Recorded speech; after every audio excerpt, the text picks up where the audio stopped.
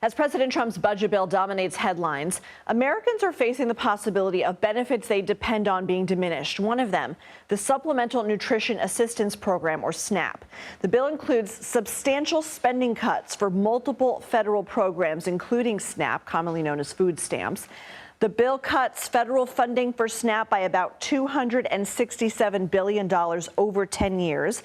That's according to the most recent analysis from the Congressional Budget Office. SNAP currently provides food assistance to more than 40 million Americans. Elaine Waxman joins us now. She's a senior fellow in the Tax and Income Supports Division at the Urban Institute and has expertise in food insecurity, food access, and federal nutrition programs. Elaine, thanks for being here. Can you sort of give us the full breadth of the changes to SNAP benefits and what they mean for the Americans that receive them? Absolutely. And the changes are huge. As you noted, it will cut about 30% of what we would expect the program to spend over the next 10 years. And what that means in reality is that approximately all states will have to contribute some percentage of SNAP benefits. That's a huge change from the original plan of the program, where the federal government always paid for SNAP benefits and states paid for half of the administrative cost. It's a little hard to explain, but the range what states will pay for runs anywhere from 5 to 25%, and it affects every state in the country. Given that states can't deficit spend, it's unlikely they'll be able to absorb those costs. And so we will probably be looking at people either losing eligibility or getting reduced benefits or both. And so in terms of states having to shoulder some of that cost, you write on your website this would significantly strain state budgets in normal economic circumstances. What else are you hearing from them on whether they'll be able to shoulder this?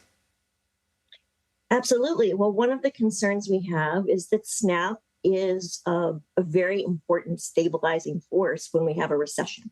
So in an economic downturn, every additional dollar of SNAP generates about $1.54 in economic activity, which also generates jobs.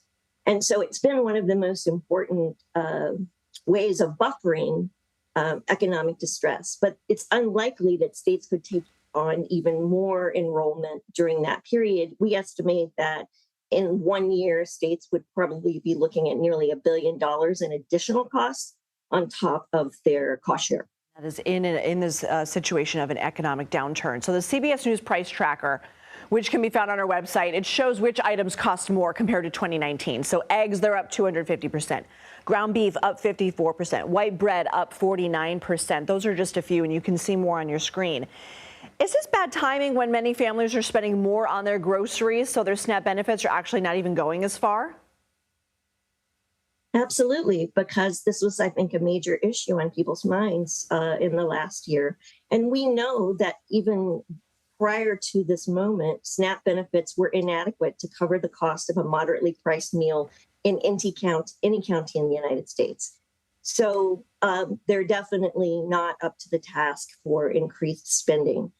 And for about 4 in 10 households that receive SNAP, SNAP is their food budget. They don't really have other resources. So that inadequate benefit is very harmful for those families. That's why right now we're looking at about 47 million Americans who are experiencing food insecurity. Elaine Waxman, thank you for your time. Thank you.